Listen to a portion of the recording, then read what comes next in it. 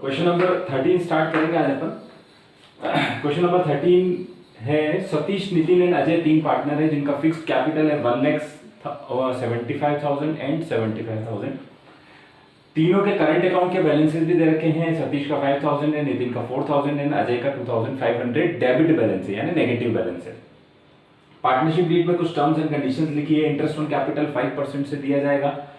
And Nitin was entitled for rent at the rate of 500 per month for providing his premises to the firm.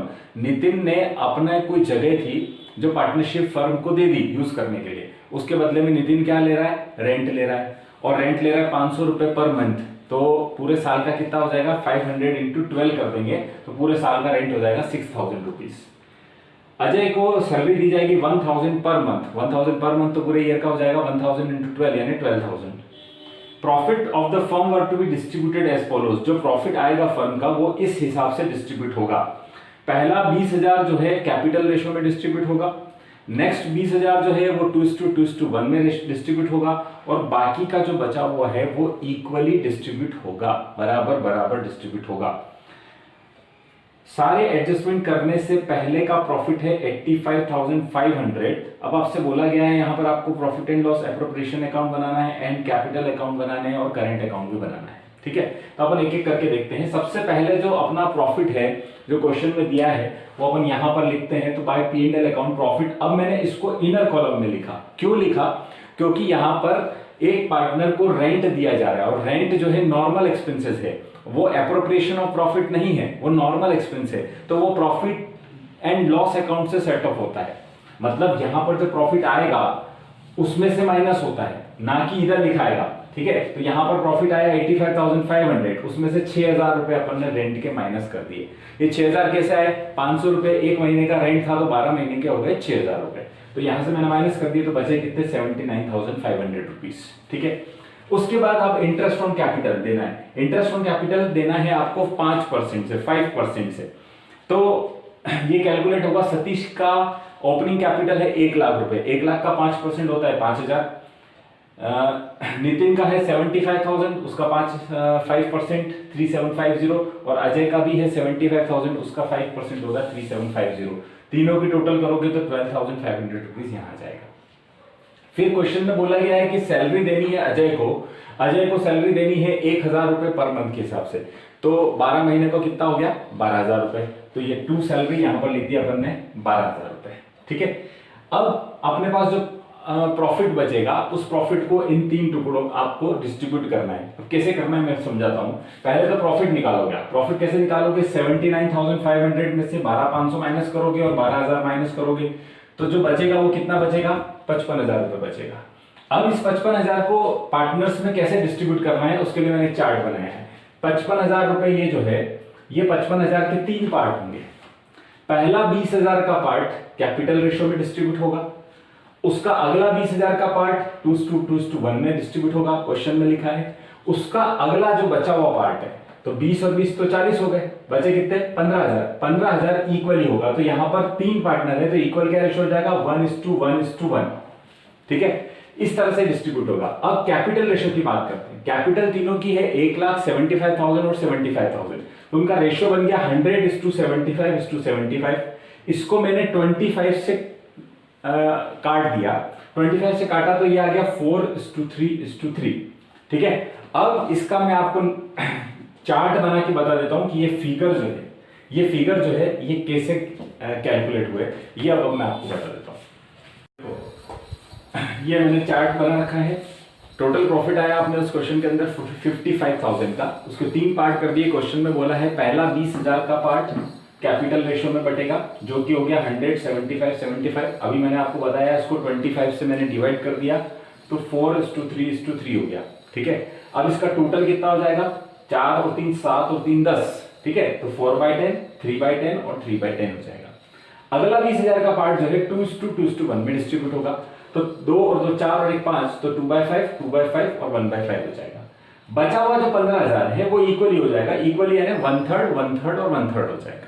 ठीक है, अब इसको इधर distribute करते हैं तीनों पार्ट को। फर्स्ट पार्ट जो है 20,000 को पहला सतीश को 20,000 इंटू 4/10 मिलेगा। 4/10 हो गया 8,000।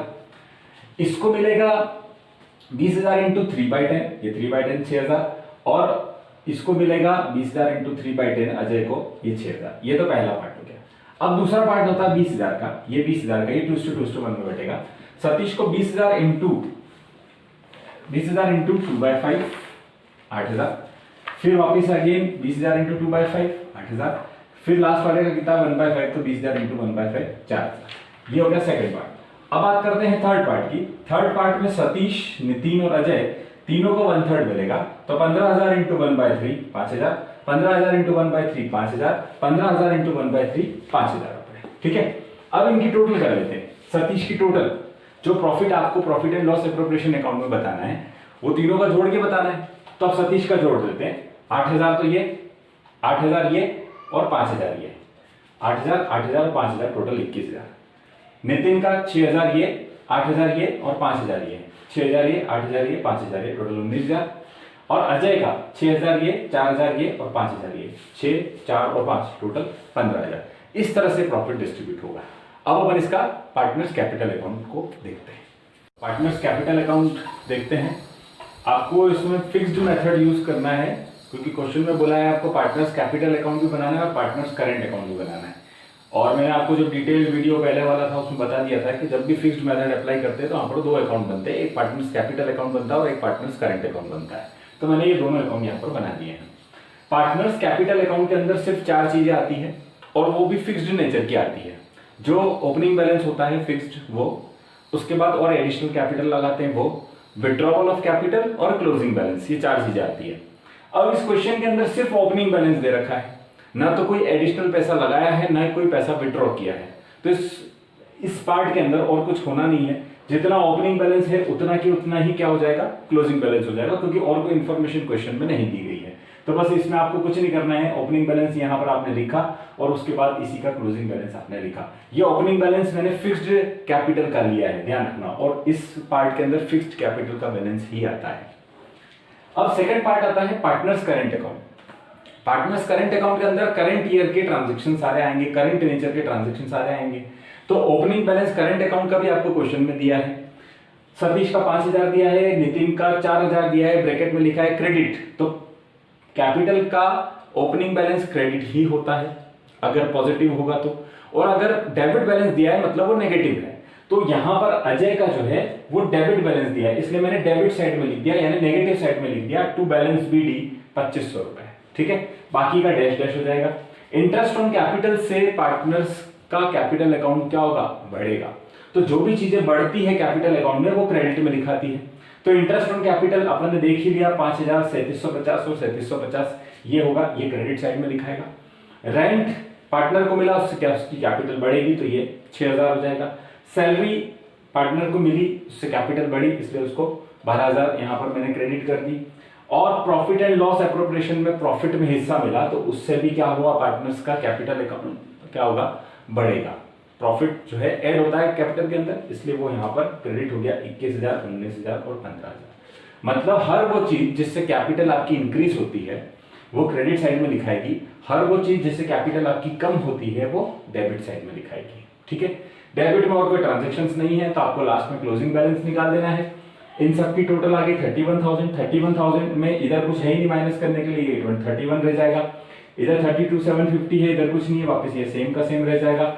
इधर है 30,750, उसमें से 2,500 आप माइनस करोगे तो बचेगा 28,250। इस तरह से ये कैपिटल अकाउंट बन जाएगा।